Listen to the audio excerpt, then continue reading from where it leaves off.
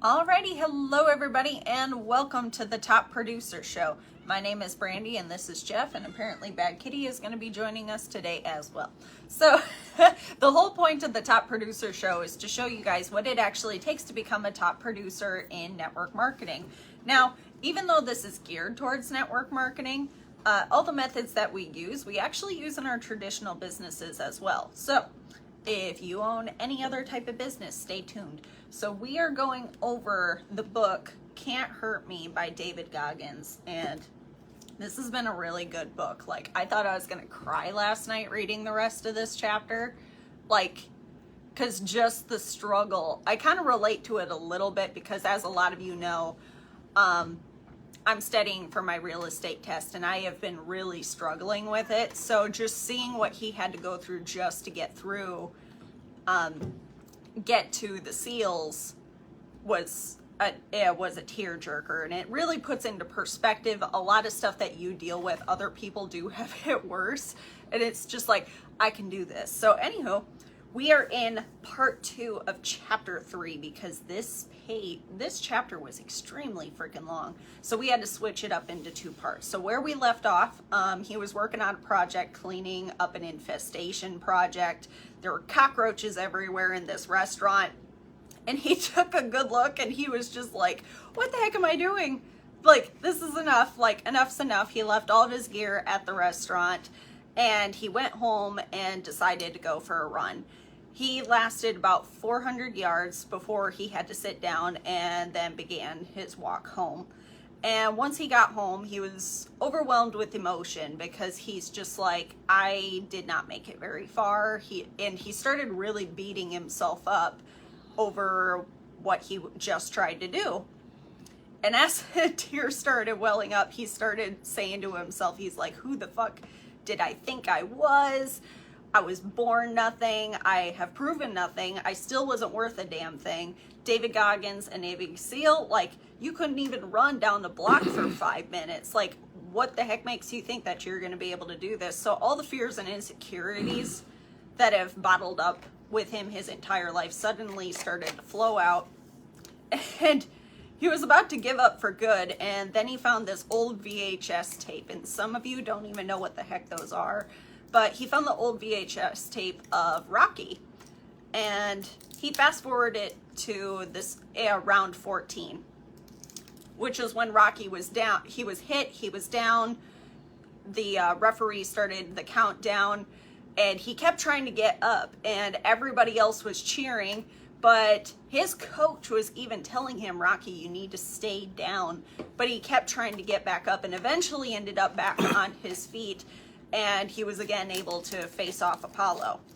So after watching that scene, he shut off the TV and he started to think about his own life. And he knew if he continued to surrender to his fears and feelings of inadequacy, he was going to he would be allowing them to dictate the rest of his future forever.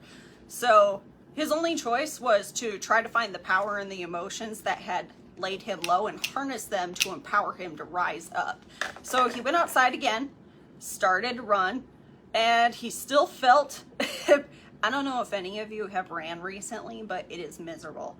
And especially with how heavy he was, I couldn't imagine how much this actually hurt because he's like, I still had all this pain in my legs. My lungs were burning for about a quarter of a mile, but he pushed through it. And he's like, what ended up happening is since I pushed through that pain, eventually it faded away. And then by the time he bent over again to catch his breath, he had ran a full mile. So what he realized from that is not all physical and mental limitations are real, and that he had a habit of giving up way too soon, and a lot of us do that. So he also knew it was going to take a large amount of effort and courage and toughness to be able to muster up enough to be able to pull off the impossible. And it was going to start with like the hours, the days, and the weeks of nonstop suffering and what he would have to do to be able to push himself to the edge. And since he's never done this before, he's like, I'm going to have to create a blueprint because with what I'm doing right now, it's not working. So he actually created like his to-do list for the day of what he was going to be doing every single day. And it started at, it started at 4:30 a.m. He'd get up, eat a banana, he would hit the books.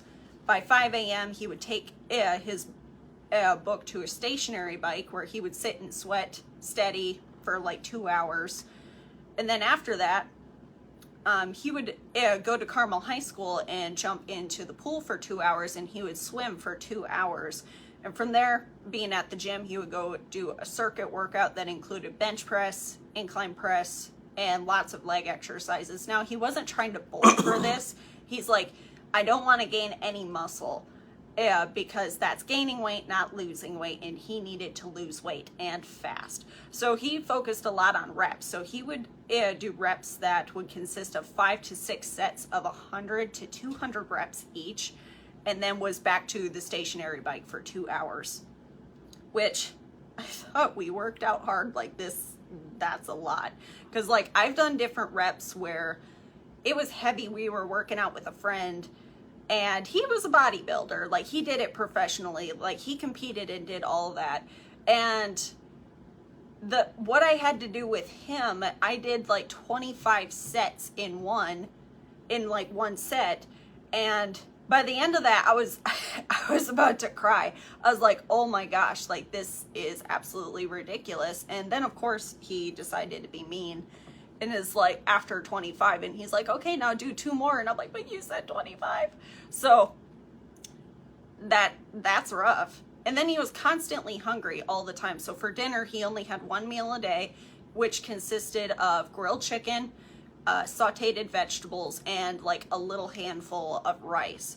And then after dinner, he would do another 2 hours on the bike and then go to bed, wake up, and then do it all over again, knowing that the odds are still stacked against him. Now, he did this for 2 weeks before and weighed himself twice a day. And at the end of these 2 weeks, he dropped 25 pounds, which with what he was doing, it's so insane. If he didn't drop anything that like there would be a problem. But his progress only improved as he kept going in, and weight started to just peel off after 10 days later, after he weighed himself the first time.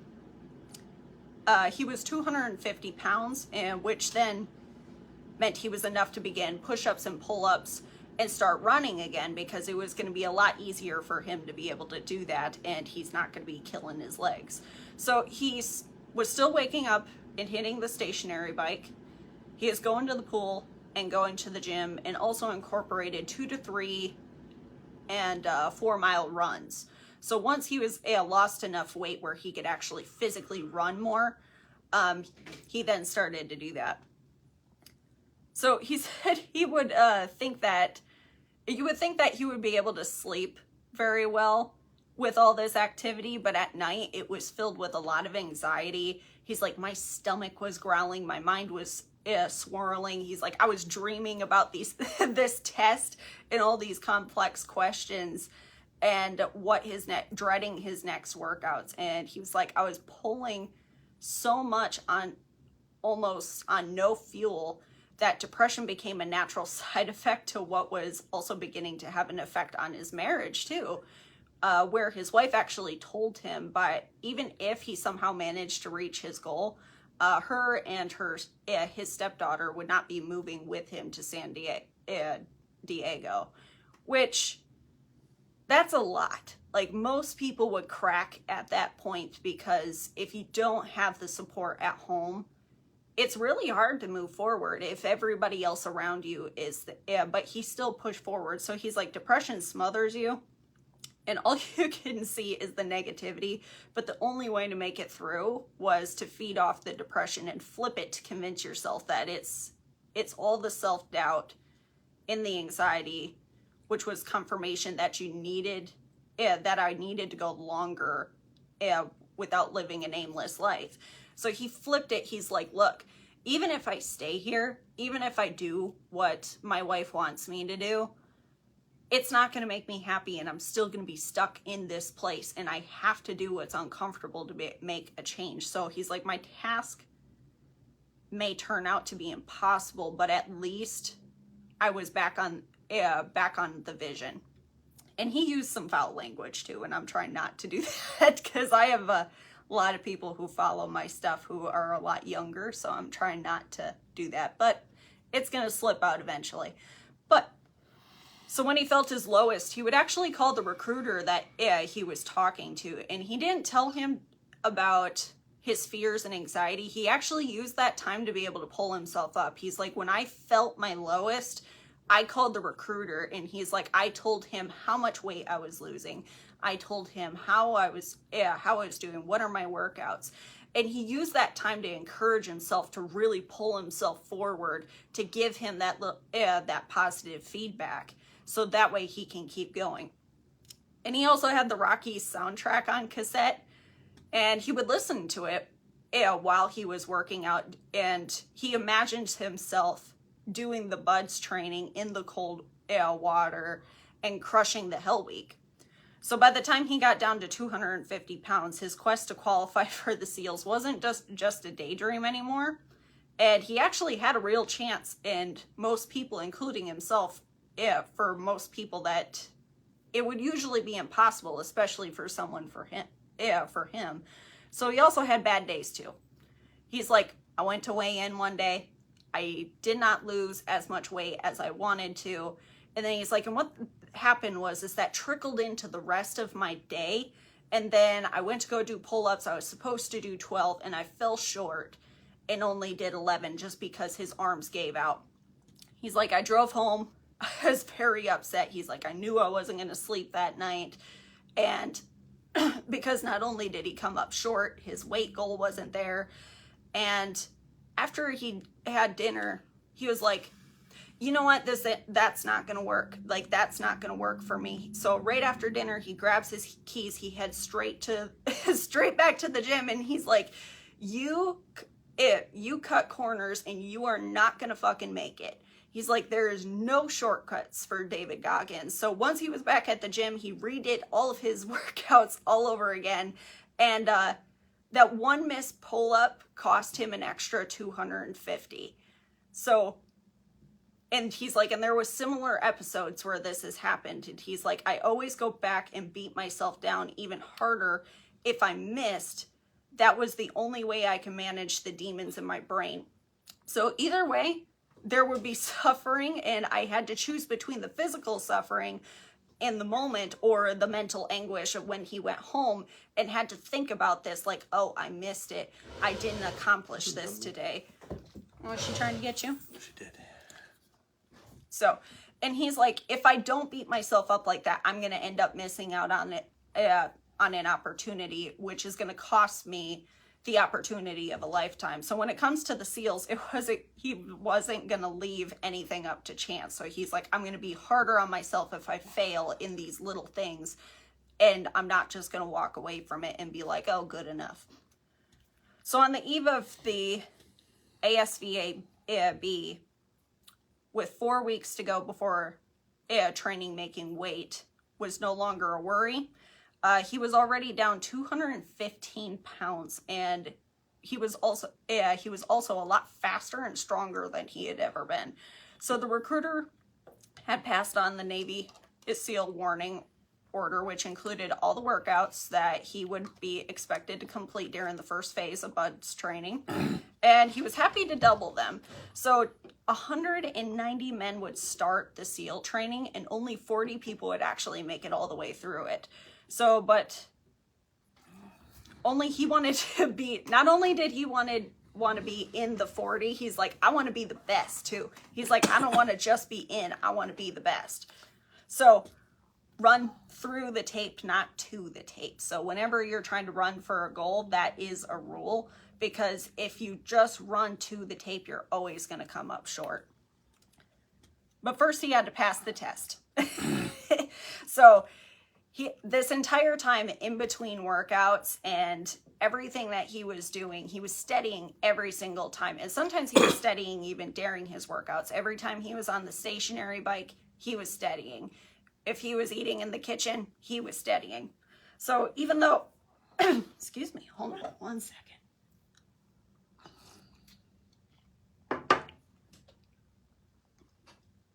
excuse me. So he didn't believe he was smart based on his past performance, but there was a good reason to believe, that he was not going to do very good on this test. But the test was held in a small class at Fort Benjamin Harrison in Indianapolis, where 30 people were also taking the test, and a lot of them were just coming straight out of high school, and he was much older compared to them. So he's like, okay, I'm in here with all these young kids, but I got this, like, let's go. So at the time, they just turned the test to a digital platform, which they just turned it from paper to computer. And he's like, I don't have a whole lot of experience doing anything on computer. So it took him a moment to get used to the program before he had it. But that's one heck of a way to start a test that you're already nervous about, and then you don't even know how to work the program right away. Ugh. So the test had 10 sections, and he breezed through a majority of it until he got to the mechanical comprehension. So going through the test, he had to mark a few of them, go back, reread them. A few of them he had to just guess and hope for the best. And once he was done, he submitted his test and walked out of the building. He paced outside for a little while, sat in his car, he put his head on the steering wheel, and he's just like, I gotta go back in. He's like, I need to see what happened. So he went back in, and he went up to the guy, and he's like, you gotta tell me what I got in this fucking test. And the guy just looked at him, and he's like, that's against the rules. We can't do that. He's like, no, you don't understand. Like, you don't understand how much this test means to me, and I have to pass it. This is my last chance, and I'm not going to be able to wait the 2 days to be able to see my answers. He's like, could you please just show me what I got? And the guy was like, okay, well, just understand, I'm breaking every rule here, but sure, I'll go ahead and do that. Your name is Goggins. Okay, cool. And so when he pulled it up, he's like, congratulations, you scored a 65. And he just freaked out. He's like, I started yelling. There was still some people in the room that were taking the test, but he's like, I was so overjoyed and relieved that I have passed this, because he's like, I worked so hard for so long, and it finally happened. So he went back to his car, called his mom, told her what happened, and she was thrilled about it, and he was finally on his way to becoming a SEAL. So, but it wasn't all happy, because his wife had given him an implied ultimatum that now he now had the decision to make. He could either abandon the opportunity that he had worked so hard for, and stay married, or get a divorce and go try to become a SEAL. And in the end, with his choice, it had nothing to do with the feelings he had for his wife, but he had to make the choice. Do I still keep with with my marriage, or do I continue on with my dream? So to celebrate his victory on the way to becoming a SEAL candidate, the following morning, he spent weeks in the pool, strapping 16-pound weight belt, and swam underwater for 14 minutes at a time, and then walked underneath the pool with a brick in each hand on a single breath. So he was practicing breathing exercises and being underwater. And then after he was done with the pool, he would do like a mile or two with swimming, and then he would go to a pond near his mom's house. And remind you, this is Indiana in the Midwest in December, and it gets cold here. And the water doesn't completely freeze, but it's still extremely cold. So after he was done swimming, he would go swimming in that water to get himself used to the cold. And he's like, it's so cold it actually hurts. But he was like, but it didn't even matter, because he's like, I'm on my way, I'm gonna keep going. And I've done polar plunging before, so I know how freaking cold that water is. So But he was having a great time. He's like, I got this. He's like, I ran as fast as I could for as long as I could from the past that no longer defined me toward a future determined. All I knew was that there would be pain and there would be a purpose, and I was ready for it. So at the end of this chapter, he has a challenge for everybody. So the first step in the journey towards a callous mind is to step outside of your comfort zone on a regular basis. He's like, doing the things, even the small things that make you uncomfortable, will help make you strong. And more often, if you do it, the more often you get uncomfortable, the stronger you're going to become, and the sooner you're going to be able to develop more productive can-do dialogue with yourself in stressful situations. You're going to become way more flexible, and the better you become, the easier it is to handle situations. So with that is what I have for this chapter, and I'm sorry that it kind of went into kind of report mode or story mode, but there's so much that happened with him in this that I thought it was important to kind of go through the story of what he's going through, because we've all had that moment where we're trying to do something and every ounce of your being is telling you to stop, and people around you are telling you to stop, and you just have to keep going. So this is a great example of people who are in business where this happens to people a lot, because network marketing has such a bad stigma with some people, where like when you get a lot of people who've gotten started, everybody will criticize it, be like, why the heck are you getting into one of those things? But sometimes you have to push past what other people are saying, and you just have to go out and do the work. But with that, Jeff, would you have anything that you would like to add for everybody that came from this chapter? Yeah, I mean, if my mentor, David Bird, said, winning is a habit, unfortunately, so is losing. And most people have conditioned themselves to lose. You've conditioned yourself to lose. You've conditioned yourself to quit. You've conditioned yourself to be mediocre. The system is set up that way. So the fact that David Goggins was where he was at, being his circumstances prior to, turning it all around, it's not that abnormal. I mean, that's where most people are at, beat down, unfortunately, depressed, discouraged, and there's a few people out there that know that life can be better, that on the other side, there is, success, there is wealth.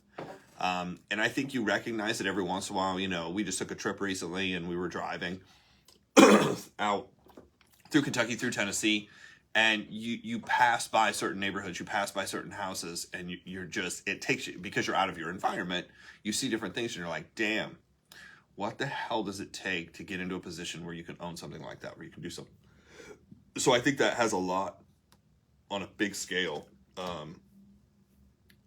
that has the impact, of seeing, hey, there is another life out there that you could live. Now, not everybody wants it, first of all. I know that. Not everybody wants that life. I think everybody would like to be given that life, in the book Think and Grow Rich, they talk about, from the time you recognize what money is, most people want the money, but most people are not willing to do what it takes to get the money. And I think the lifestyle is the same thing. Most people want the success. They're just not willing to put in the effort.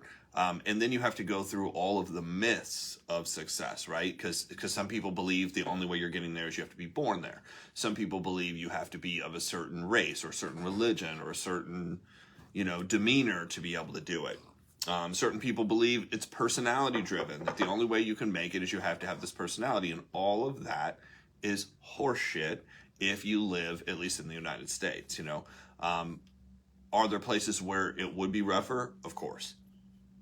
But the fact, if you look around at the number of millionaires, you literally can see every age, you can see every face, you can see every race, you can see every religion represented in the people who are successful.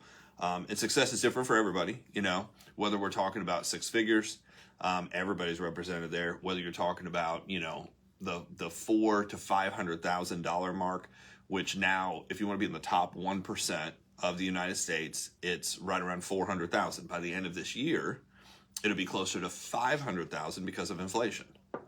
And in 10 years, based on where inflation is right now, you'll need to make over $1 million because it's going to double in 10 years what you'll need to make just to maintain that top 1%.